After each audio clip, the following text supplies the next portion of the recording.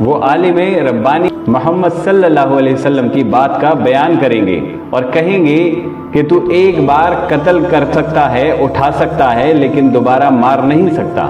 یہ فتنہ پھیلا ہوگا دجال کا، یہ گھومتے پھرتے ملک شام پہنچے گا جہاں امام مہدی ہوں گے۔ امام مہدی دجال کے فتنے سے اور اس کے چیلوں سے جنگ لڑ رہے ہوں گے اور وہاں پر ہوں گے دمشق میں، اور پھر اللہ سے دعا کریں گے کہ اللہ اس دجال کے فتنے سے بچا۔ عصر کا وقت ہوگا جب امام مہدی نماز کے لیے جا رہے ہوں گے، دو فرشتوں کے پروں پر ہاتھ رکھتے ہوئے سیدنا عیسیٰ علیہ السلام اتر جائیں گے۔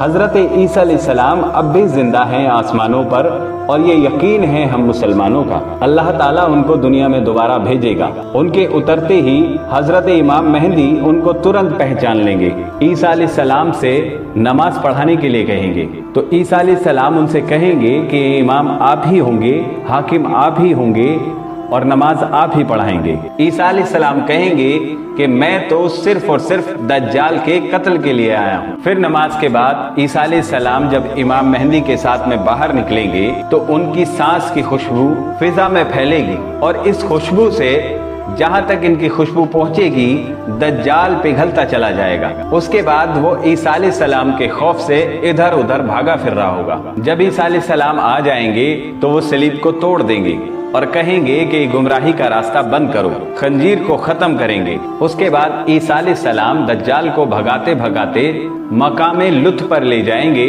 جو آج اسرائیل میں ہے۔ عیسیٰ علیہ السلام اس کو ایک تیر ماریں گے اور وہ ختم ہو جائے گا، اور دجال کے جتنے ہمراہی تھے ان کو بھی عیسیٰ علیہ السلام ختم کر دیں گے۔ اس کے بعد عیسیٰ علیہ السلام جب واپس دمشق پہنچیں گے، حدیث پاک میں ذکر ہے کہ پوری دنیا میں روئے زمین پر ایک بھی غیر مسلمان نہیں ہوگا، اور یہ وہ وقت ہوگا جس کا وعدہ اللہ تعالیٰ نے قرآن میں فرمایا، اور اللہ تعالیٰ نے اس دن کا وعدہ کیا ہے کہ وہ دن آئے گا جب پوری روئے زمین پر ہر گھر سے یہ آواز آئے گی، لبیک یا رسول اللہ۔ جب پوری دنیا میں دجال کا فتنہ ختم ہو چکا ہوگا اور تمام روئے زمین پر ایک اللہ اور اس کے ماننے والے لوگ ہوں گے، اور امام مہدی کی عمر 49 یا 50 سال ہوگی، وہ بیت المقدس میں انتقال کر چکے ہوں گے، اور آپ کی جنازے کی نماز عیسیٰ علیہ السلام پڑھائیں گے اور وہی انہیں دفن کیا جائے گا۔ اس کے بعد عیسیٰ علیہ السلام مسلمانوں کو لے کر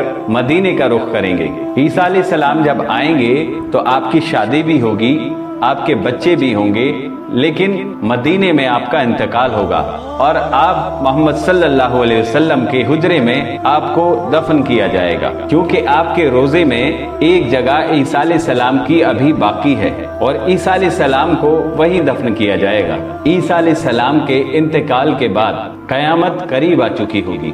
پھر اللہ تعالیٰ ان کے انتقال کے بعد قوم یاجوج ماجوج کو پیدا کرے گا۔ اس میں ایک روایت یہ بھی ہے کہ اللہ تعالیٰ عیسیٰ علیہ السلام سے فرمائے گا کہ میں ایک ایسی قوم بھیج رہا ہوں جو فتنہ پھیلائے گی، تو تم مسلمانوں کو لے کر کوہ طور پر چلے جاؤ۔ اور یہاں ہم یہ سمجھ لیں یاجوج ماجوج کوئی دو لوگ نہیں ہیں، بہت بڑی قوم ہے، بے حساب تعداد ہے ان کی، یہ ایک جزیرے میں قید ہیں۔ لیکن قرآن میں 16ویں پارے میں اس کا ذکر ہے، حضرت ذوالقرنین نے ایک دیوار بنا کر ان کو قید کر رکھا ہے، اور یہ تب سے پیدا ہو رہے ہیں اور بڑھ رہے ہیں۔ وہ دیوار جو سد سکندری ہے وہ ٹوٹ جائے گی، اور اس کے ٹوٹنے کے بعد وہ سارے کے سارے لوگ باہر نکل آئیں گے اور آ کر اتنا فتنہ پھیلائیں گے کہ جس کی کوئی حد نہیں۔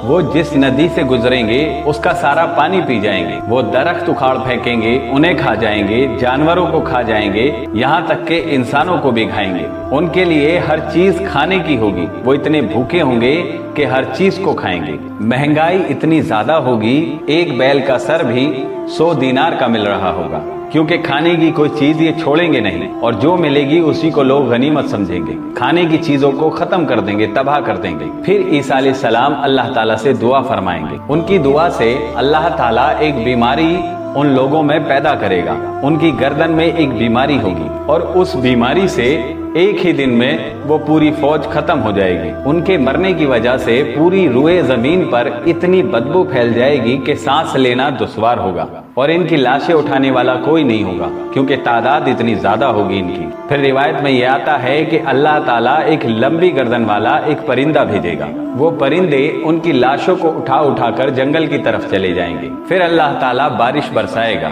اتنی تیز بارش ہوگی کہ پوری زمین پاک ہو جائے گی، دھل کر صاف ہو جائے گی۔ یاجوج ماجوج کا فتنہ ختم ہو جائے گا، عیسیٰ علیہ السلام کا بھی انتقال ہو جائے گا۔ پھر ایک جانور باہر آئے گا، اللہ تعالیٰ ایک جانور کو پیدا کرے گا اور اس کے ایک ہاتھ میں حضرت موسیٰ علیہ السلام کا عصا ہوگا اور دوسرے ہاتھ میں حضرت سلیمان علیہ السلام کی انگوٹھی ہوگی، اور یہ دونوں چیزیں لے کر روح زمین پر گھومتا رہے گا۔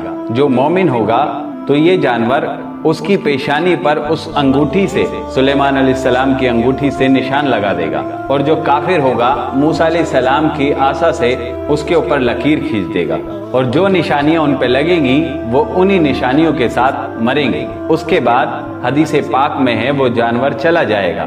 پھر ایک دن لوگ تھک کر کے سوئیں گے، دھواں دھواں پھیل جائے گا ہر جگہ، دھواں دھواں ہوگا چاروں طرف، اور لوگ سو جائیں گے، اور رات اتنی لمبی ہو جائے گی کہ لوگ سو کر اٹھیں گے، اکتا جائیں گے اس رات سے، اور پھر سوئیں گے، پھر اٹھیں گے اور پھر سوئیں گے، لیکن رات ختم نہیں ہوگی۔ ذکر آتا ہے کہ 3 بڑی راتوں کے برابر ایک رات ہوگی، اور رات اتنی لمبی ہو جائے تو کٹے گی نہیں۔ پھر اس کے بعد جیسے دن نکلتا ہے تھوڑی تھوڑی روشنی آنی شروع ہوگی۔ پہلے تو لوگوں کو یہ لگے گا کہ اب یہ رات ختم نہیں ہوگی، لیکن پھر جب روشنی دکھائی دے گی تو لوگوں کو امید بنے گی کہ اب دن نکلے گا اور روشنی آئے گی۔ لوگ اس روشنی کو دیکھنے کے لیے اپنے گھروں سے باہر آئیں گے، یا جہاں پر وہ ٹھہرے ہوں گے ان جگہوں سے باہر آئیں گے، اور جب باہر آ کر دیکھیں گے تو سورج پشچم کی طرف سے نکل رہا ہوگا، اور اس کے پشچم سے نکلنے کو دیکھ کر لوگ گھبرا جائیں گے۔ نبی پاک نے فرمایا یہ وہ دن ہوگا جب توبہ کا دروازہ بند کر دیا جائے گا، اب نہ کسی کا ایمان قبول ہے اور نہ ہی کسی کی توبہ۔ یہ لاسٹ دن ہوگا توبہ کا۔ سورج دھیرے دھیرے اٹھے گا، اور دوپہر کے وقت جب سورج اوپر ہوتا ہے وہاں تک آئے گا اور پھر واپس پشچم کی طرف جانے لگے گا۔ ایسا نہیں ہے کہ پشچم سے نکل کر پورب کی طرف چھپے گا، نہیں، دوپہر تک نکلے گا اور پھر واپس پشچم کی طرف چھپ جائے گا جس طرح سے چھپتا ہے۔ اس کے بعد ڈیلی روٹین کی طرح دن شروع ہو جائیں گے، اور جو مسلمان ہوں گے وہ دھیرے دھیرے ختم ہو جائیں گے۔ ذکر آتا ہے کہ اس کے بعد بے حیائی بے حساب بڑھ جائے گی، اور برائی اس قدر پھیلے گی کہ ننگا پن اس قدر آئے گا کہ جانوروں کی طرح انسان برتاؤ کریں گے، زنا کریں گے، یہاں تک کہ حبشیوں میں سے، کالے لوگوں میں سے ایک جماعت نکلے گی اور وہ خانہ کعبہ کو بھی گرا دے گی۔ یہ وہ زمانہ ہوگا جب مسلمان سارے ختم ہو چکے ہوں گے۔ اس کے بعد فرمایا ایک ٹھنڈی ہوا چلے گی، اور وہ ایسی ہوا ہوگی کہ پوری دنیا میں جب وہ چلے گی تو جو بھی ایمان والا ہوگا جب اس کی بغل سے وہ گزرے گی تو وہ ترنت ختم ہو جائے گا، یعنی تمام مسلمان ختم ہو جائیں گے اس ہوا کے چلنے سے۔ میرے آقا صلی اللہ علیہ وسلم فرماتے ہیں کہ پورے روح زمین پر اللہ کا نام لینے والا کوئی باقی نہیں رہے گا، کوئی باقی نہیں رہے گا، اور اس کے بعد قیامت کی شروعات ہوگی۔ حضرت اسرافیل علیہ السلام سور پھونکیں گے، اور یہ آواز دھیرے دھیرے اتنی تیز ہو جائے گی، دھماکہ ہوگا پوری دنیا میں اس آواز کی وجہ سے، اور پوری زمین پر زلزلہ آ جائے گا، اتنا بڑا زلزلہ آئے گا کہ قرآن میں ہے تم اس دن دیکھو گے کہ حمل والی عورتوں کے پیٹ سے بچے باہر آ جائیں گے، ماں اپنے بچوں کو لے کر بیٹھی ہوں گی، جو دودھ پینے والے بچے ہوتے ہیں، اس آواز کو سن کر وہ ان بچوں کو پھینک دیں گی۔ لوگ جو بھی کام کر رہے ہوں گے سب اپنے کاموں کو چھوڑ دیں گے۔ اسی سور کے بڑھنے سے جب زمین میں زلزلے آئیں گے، اس زلزلوں سے تمام ختم ہو چکے ہوں گے، تمام دنیا کے لوگ، جانور، پرندے، چرندے سب ختم ہو جائیں گے۔ پھر اللہ تعالیٰ فرماتا ہے کہ پہاڑوں کو دھنی ہوئی روئی کی طرح اڑایا جائے گا، اور جب تم دیکھو گے سورج کو کالا کر دیا جائے گا، اور یہ ستارے آپس میں ٹکرا دیے جائیں گے، اور سمندروں میں آگ لگا دی جائے گی، اور یہ پوری دنیا، پورا آسمان ختم ہو چکا ہوگا۔ یہ قیامت ہے، یہ آخری ہے۔ اس کے بعد اللہ تعالیٰ کے عرش کے نیچے فرشتوں کو، تمام فرشتوں کو بھی اللہ موت دے دے گا، یہاں تک کہ موت کو بھی موت آئے گی۔ ہر چیز جب ختم ہو جائے گی، اللہ کے عرش کے نیچے ہر چیز کو موت آ جائے گی، تو کون باقی رہے گا؟ صرف ایک اللہ باقی رہے گا۔ اس کے بعد اسرافیل علیہ السلام کو اٹھایا جائے گا اور پھر انہیں سور پھونکنے کا حکم دیا جائے گا۔ پھر وہ جب سور پھونکیں گے اور لوگ اٹھیں گے تو ایک الگ ہی جگہ ہوگی، ایک الگ ہی دنیا ہوگی۔